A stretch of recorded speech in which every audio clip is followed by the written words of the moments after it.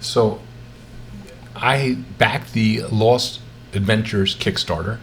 And well, first, as always, here's a thank you to the people who helped get me started here.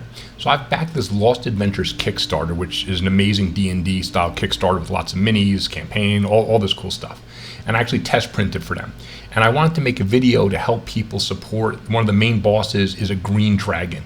So I thought I would try to help out and show people how to support specifically that dragon. So you don't have to copy everything I'm doing, but if you watch what I'm doing and generally do the same thing, you should achieve a perfect or near perfect print. So first thing I'm going to do, I've dropped in the wings and the head because I think they'll all fit on the plate nicely. I always try to cram my plate as much as possible. Now this is how they dropped in. That's why one of the wings is totally off the plate. That's just where it dropped in when I loaded. So I just left it there to show you. So I'm going to start with the head because it's nice and small and quick, get that supported.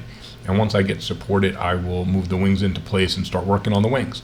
So the key thing with a model like this is always to look at your orientation. So you've got some pointy horns going up, you've got some hanging things under the head going down, you've got things pointing in all different directions. So one option would be to do the head upside down like this and support it on all the points, and that, you know, and the points underneath would be going up. But I want those tips to stay really nice, so I'm going to point them up and see what it looks like. Then I'm going to have a lot of supports in the mouth and the teeth, which I don't want because that's also a focal point of a model to me is you want the mouth and teeth to look really nice. So of all weird things, I'm actually going to go back to almost a flat orientation here because the horns and stuff and protrusions on the top of the head are either horizontal or kind of pointing up. I won't have to support the mouth or teeth area at all, although I will have to support underneath. But as I always say, supporting underneath the model is way better than supporting on the side or the top where you're really going to see it. So I want to make, as you guys know if you watch my other videos, I want to make my support damage, because they're always a little damage. I want to make that damage as invisible as possible. The other good thing about doing it flat and then tilting it so my low part of the model is the nub you're going to insert into the other piece is that I don't care if this thing can look like hell. I mean, we can put so many supports there and make it look like hamburger afterwards. What do we care? So right now I'm taking heavies because this is all underside the model. And now as I get further out, I'm gonna use mediums. But I was using heavies underneath because if I know I'm gonna create some damage, but I also know that I'm not gonna see it, I do not care how much damage I'm creating. So underneath here, where I feel it's possible you might see it a little bit plus, you're not supporting as much material as I went to mediums. If it's really going up now towards areas where you can see, like on the edge of those horns, I started using lights because those I might see. And here I'm just supporting a small ridge, so lights are fine. Use lights on this horn also. So that way, you know, even if you look from the side, I want to make sure you can't see any damage there. So the light supports I use I've changed my contact depth and diameter to 0.12, which is really, really small for a light support. So when I take mine off, it really does almost no damage at all. You have to be looking at a high-res photo to see any damage there, or maybe under a microscope. So whenever I get into a visible area, you'll see me using what I call my super light supports. And in here, I'm just going to pepper with lights because, again, I don't care. This nubby area could half break off for all I care. It's going to be inserted into another part, and I'll never see it. Just to be super safe, because what you don't want on any model, you don't want failure, right? My number one thing is, well, there's two things, but number one is I never want a model to fail. If a model fails, I have to take out my vat and clean it. So I'm looking for islands here, but even if there's no islands, what I'm going to do is I'm going to support going up this horn anyway, just to make sure that it doesn't fail. Because again, if it fails, I either have to take my vat out and clean it or there might be resin floating around, but also I don't want to have to reprint. I don't like reprinting models, right? Just a waste of my time. I could be on to printing the next great monster from this Kickstarter. I don't need to print this model again. So when you look at my models, it's funny because someone else noted this in another video. I probably end up with more supports than most people end up with, and way more than if you auto support, but my models also come out cleaner. So it sounds like a paradox that I use more supports, but my models come out better looking. And that's because I use a lot of supports, I'm able to use light supports. Now here's a trick. If you watch my other videos you've seen before, I attach a support to another support and then use the edit tool to attach it where I want it to go. Now it's going to bond to the model right here. It's way too close. So I use my edit and drag it on the base and drag it away from the model so I have nice clearance.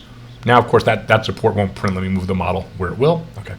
So it's really key no matter what I do with my supports or I think I've done, I always pull back and look at the model afterwards, and I want to make sure that none of my supports are too close to any other part of the model. If they bond to the model, it's really going to create a lot of damage. It's pretty tragic is from the way I view it. So you want to always make sure that you look at your supports before you print, and anything that looks too close to another part of the model, just edit it and drag it out, drag it away. So yeah, if you look at mine, I probably have way more supports than most people would have on this, but you'll see when I pull it off, you won't even know any of those were there, because all the big ones are in spots you won't see, and then the little ones are barely going to leave any damage at all, so you'll just basically never notice it. So that head right now looks pretty well supported, and there is a big flat area in the middle. If you went through the little nub sticking out and then through the whole head, there's kind of a decent amount of suction that'll be created there, and that's why I wanted to make sure I had a ton of heavies supporting this head, because even though the head is small, you could get an easy fail on something like this if you don't support it right. So now I'm going to add in some light supports, using a support onto a support, then dragging it up. This technically doesn't need a support, but I just want to really ensure that this doesn't fail. So putting a little support on the underside of that horn, protrusion, whatever it is, you're definitely not going to see that ever. So it's worth the extra 30 seconds to put a support there and just make sure that I don't get it. See, now it's going to bond to this, so I have to change the angle by dragging the ball joint, move it up. I want to make sure at the angle that there's enough separation that I don't think this support is going to bond to the rest of the model. Often when you drag the ball joint, it does change the way the contact point hits, so oftentimes I go back to the contact point as you see me here, and I rearrange it to make sure it's hitting the area I want it to hit. So now I've got a head that looks beautifully supported to me, and I'm 99.999% sure it is going to print out perfectly, and you will never know that I had a ton of supports hanging off this thing. So now let's look at the wing. I always like to rotate around a little bit, just play with it, look at it. I want to, a wing like this, I want the top of that wing to the bottom of the wing to be as vertical as possible, basically, because that'll minimize the supports I might need on ribbed areas of the wing. If you tilt it too much to either side, or even in its natural position, you might end up with some islands that you have to support. Now, looking at this wing, though, the underside of the, forearm part of it, or whatever you want to call it, no matter how I orient this, there's going to be a bunch of islands that I have to support. So what I want to do, and I'm just looking on the wing to see if I support any of the ridges, they actually seem to not be at a steep enough angle that they're going to need supports if I angle it properly, so that's good. But I'm definitely going to have to support the hooked claws coming off the edges of the wing and the one in the front. I'm actually going to leave the wing in this position, because even though those need supports, they're not like sharp tipped claws, it looks like. So if I use a moderate support on them, I don't think you're going to notice the damage. You're not going to be losing the point of those claws like you would a small tooth, or the protrusion on the head you can see are much sharper looking. So I don't feel bad leaving these claws pointed down. And I can see a bunch of scales by where the arm on the wing is. There are a bunch of scales there they're going to have to support, which are a little bit of a pain in the butt. But the truth is, no matter how you orient this model, you're going to be doing some support work on there that you should really be doing hand placement on. So here I'm giving it a little tilt so I can make a low point of the model. I never like to have any part of the model be flat, because then you have to support all of it at once. This way I can, what I like to call, anchor the model with a couple heavy supports down where the first pixels are going to print, down at the bottom here, which I'll mouse over and show you. And then from there, again, this whole bottom piece, though, is going to be inserted into another piece, which means I can go to town on the supports and really make sure this thing won't fail, because no matter how many heavy supports I put down here and how much damage it does, this is going to be glued into another part and you will not see the damage. So first I start very thick on those first few layers. I want to make absolutely sure every pixel there is supported. I don't want to have to, the photon can bridge, but I don't want it to bridge. I just want really, really solid supports here. So I'm just loading it up, as you can see, because I might be spending an extra 2 or 3 cents on the resin, but again, if my model fails, then I spend another $1 on the resin to reprint it. So I'd rather spend 2 or 3 cents extra and have a ton of supports. And again, this area is going to look like crap basically after I take these supports off, but since I'll never see it, do I care? No, I don't. Do you care? You better not. I mean, you only care if you're basically, you'd have to be clinically insane, OCD, to care if the model part that you can't see looks ugly. So if you're worried about that, please go check yourself into a mental health clinic. And then when you get better, come back and watch this video again and support it like this. So I am, again, because I don't care about the damage, I am just, look at me, I'm just loading this thing up with heavies. And you know what that means? This wing cannot fail. I mean, if your resonance settings are correct and your bed is level, the chance of this wing failing is literally 0% because of what I'm doing here. And yes, is it overkill? Sure, it's overkill. But for the 30 or 40 seconds you just watched me place those heavy supports, and for the 2 or 3 cents worth of resin, is overkill worth it, and should you do it? Absolutely. So here I'm going to medium because I do want to minimize the damage on these claws. And honestly, this actually could be a little bit of a risk because they are supporting a decent amount of material, but I'm going to give it a go with mediums, and I'm gonna risk my print so you don't have to. If I wasn't being risky, I'd use heavies. I'm gonna try mediums and see how it prints out. And if those claw parts fail at all, I will come back and let you guys know, and then I will switch to heavies. But for now, we're gonna go with the mediums. We're gonna see how this works out.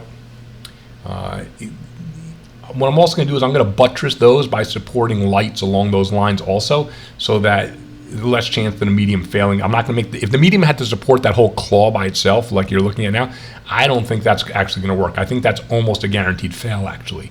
So by putting a bunch of, well, here I'm using mediums. These you're not really going to see, but on the more angled ones I should be switching to lights, I think, because that pretty big flat area could go either way, mediums to lights. You know, I'll stick with mediums, going with safety right now, and this way hopefully I won't have to reprint this. But a bunch of mediums doing a little damage is better than one heavy there doing a lot of damage, I think. So again, we'll see how it comes out, and then we can make a judgment on should we instead have gone with lights in that area or a heavy and a bunch of lights. But these are the kind of things, unfortunately, even someone as experienced as me, sometimes model by model, you have to make decisions that you're not exactly sure are going to work out. Here, since my lights won't do much damage and the area isn't that flat so you won't notice, I'm just loading it up with a couple of lights just to help that medium not fail, because the angle is almost straight up on those. It's not so horizontal. That's why I use lights there instead of the mediums that I used above. Now, here's the problem area that I was talking about before. Let me get some islands out of the way here. The problem area I was talking about, if you look at those scales, and I knew just looking at the model, this is going to be a quote-unquote what I call a problem. There's going to be a bunch of little islands, and there's no way around this. I mean, artists have to put detail on their models, and there's a balance for an artist between sculpting detail that looks, quote-unquote realistic, and also creating problems for people who are trying to print. So you can't make a model with scales, I think, and not create some islands in doing that. Otherwise, the scales won't look like scales. They'll just look like blobs or whatever. So I don't blame the artist for creating islands here that I have to support. It's just important that you're aware anytime you have a model with scales, no matter how you tilt it, some scales are going to have islands. They're going to need supports. So you don't whine about it, although I do whine a little bit, I have to be honest. But I try not to whine about it. I just try to do my work and support these so they print out right. And it's possible, look, if you don't support some of these, if you miss some of them even, oh, we don't want that. Red alert, okay, this is a problem. I never, ever, ever want to see a model where the support is resting on the model itself. That leaves marks, even with lights, it's going to leave marks, it's ugly. And the other thing is there's no need for it. So even though there's a ton of islands here, I drop a support onto a support, I'm going to drop a bunch of them because I know there's a bunch of islands I see there. So I'm just supporting my supports like crazy. Then I'm going to edit and pull the top parts of those supports off and move them to where they belong, which is on scales.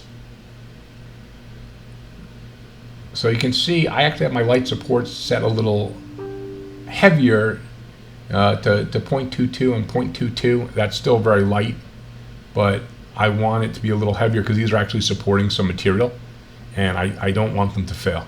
And 0.22 is still really light anyway. It's lighter than they normally come. So, but you can see there's literally a ton of little islands here. It looks like I'm gonna have to add even more supports so I can get all these islands. You can see it's like everything floating around like crazy here.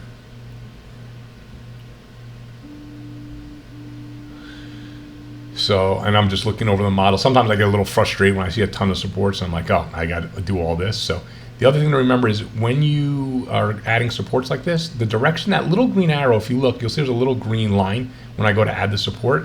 Whichever way that little line is facing, that's where it drops the support. So if I want to drop a support to the left or the right of the support I'm attaching it to, you can actually control that by, if you wiggle your mouse around, you'll see the little green line might angle more to the left or more to the right. That's where the support actually goes. So I'm going to move it here so I can drag my next supports. I want to build them around the model instead of far away. So you see me angling the green line?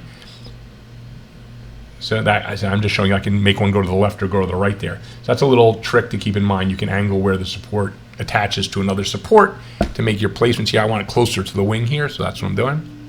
If it gets too far away, then those thin supports can easily fail. So let me start. Sometimes I just drag them to random parts of the model that are in sight, and then I change my camera angle so I don't have to, because sometimes you change the camera angle to look at the scale and then you can't see the support well anymore and click on it. So by moving them up there now, I can go look where I need to drag the points, and I'm just going to start moving it to all those spots that had islands. And you're just watching me look for islands, put them in. So in the meantime, let's talk about this Kickstarter. So this Kickstarter, I'm excited. I was excited to be to test print for it. Unfortunately, it doesn't mean money or anything like that for me. It just means I help out for free, basically, because I'm a nice guy. And you know what? I actually like the support, the challenge of looking at models, trying to support them and print them for someone, and also pointing out errors or things they need to change so that when other people go to print them, if the artist can make the changes I suggest, you get a model that's much easier to print in the end. And my goal is, I love printing, I love playing D&D, I love making my own models. I also do get some pleasure out of helping other people get success in what they're doing as well. So, I do like test printing, and this Kickstarter has so many amazing models from really great artists. So it's pretty exciting. Plus built-in D&D modules and stuff like that. If you happen to play D&D, it's just an extra, like an extra bonus thing. Plus even the terrain. I'm mostly about miniatures, but I use terrain in my D&D as well. And they have very cool terrain, this Kickstarter as well. So hopefully if people who are watching this were watching it on my YouTube channel as opposed to it's going to be posted on the Kickstarter as well. But if you're watching it on my YouTube channel, definitely go check out this Kickstarter. It's really, if you have a printer, whether it's FDM or resin, it's actually worth backing. And if you have both, then it's really worth backing. Print the terrain on your FDM and all these minis on the resin. So you guys are watching me just hit all these islands, move my supports around.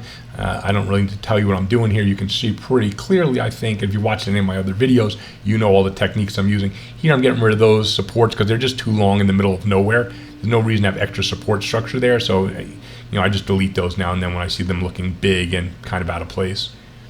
And in this video, I'm only going to support this one wing because what I'm doing here is exactly what you're going to do on the other wing. Even though the wing's not an exact mirror, you're just going to take these exact same concepts I just showed you and use them on the other wing.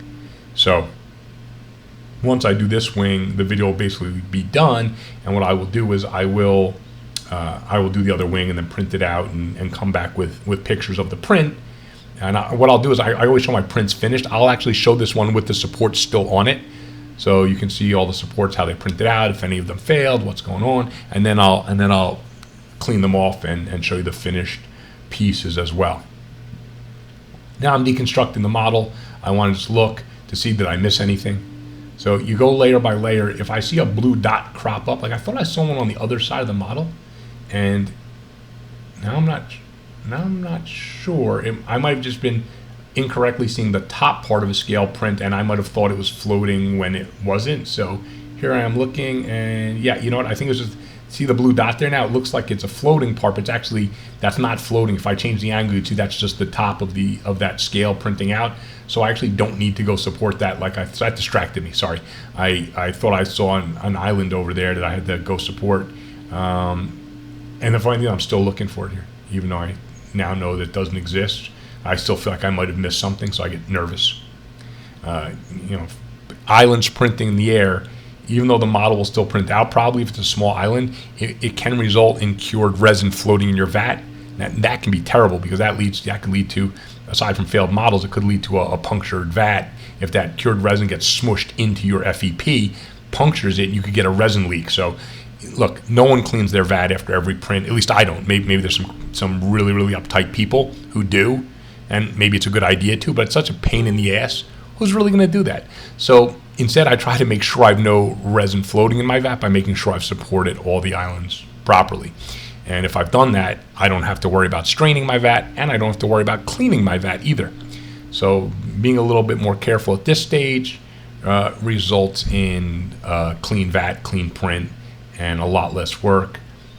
Here I am. I still, for whatever reason, I still think there's an island over here, and then when I go to look, maybe I'm just again getting tricked by the angle I was looking at. So, and I'm recording the audio separately, so I know I'm watching myself now spaz out looking for an island that doesn't exist, basically.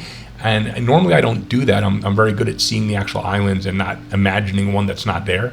But for some reason, I really thought I saw an island here again, and then I couldn't remember exactly where I saw it. So I'm going back and forth layer by layer.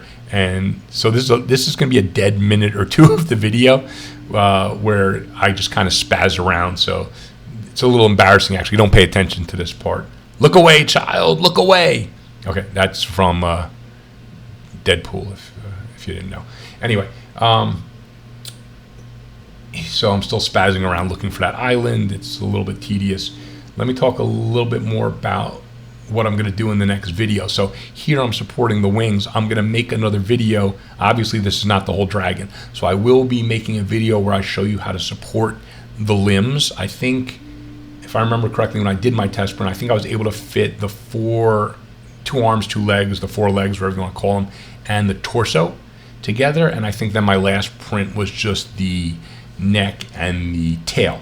So there will be 2 more videos coming that you can watch, hopefully, which will really help you to print this out perfectly. And remember not to look for an island on this side of the model that doesn't actually exist like I did. I'm starting to watch me do this, and I'm thinking I might actually be insane. I think I've realized by about this point, not yet. It's taken me a really long time to think that I'm not being fooled. So that's, again, it's a little, I look a little mentally incompetent as I'm watching this. So again, don't pay attention to this part. I'm still going. Can you believe it? If I could go back and slap myself in the face, that's what I do right now. Yep. See, again, because of my wrong angle, I'm looking at that and thinking it's an island. I literally think I have lost my mind. So now I'm going layer by layer again, looking for an island again that doesn't exist. Again, really strange. I don't normally do this. I think when I did this video, though, I do think it was pretty late at night. I think I may have been a little sleep deprived. At least that's my story, and I'm sticking to it. And hopefully I'm done with this now and I get back to actually supporting this model for you. Oh, I think I did, because I've moved the other wing on. And like I said, I'm not going to show myself supporting this one, but you want to orient it, obviously, so it fits. But also I want it as vertical as possible. So that looks pretty good in terms of I'm going to minimize the islands I create, with the angle. I want to move it on. Still a little close to the head, but there's plenty of things I could do. I can move the head over a little. I could flip the wing around and move the head to that back corner where it looks like there's more room, because this fits. It's going to fit. So there, I'll move the head back, move the wing up. Yeah, if I change the angle of the wing a little more, it'll fit perfectly. So I'm just showing you how you can just move stuff around. Remember, once you've placed supports, though, do not rotate the model. If you go to rotate it, it removes the supports. You can rotate it on the yaw, but if you pitch or roll by accident, it will remove the supports. It'll ask you first, but you might click confirm. I did this once. I went to move something. It asked me to confirm, and I confirmed, and it took off all the supports I'd been working on. So also use Save Project now and then when you're working. You click to your the settings screen and click the top left box and save the project so you don't make the mistake I made. Okay, that's it for this video. Thanks for watching. Hope you learned something. Hope I helped you, and tune in for the other videos. Thanks.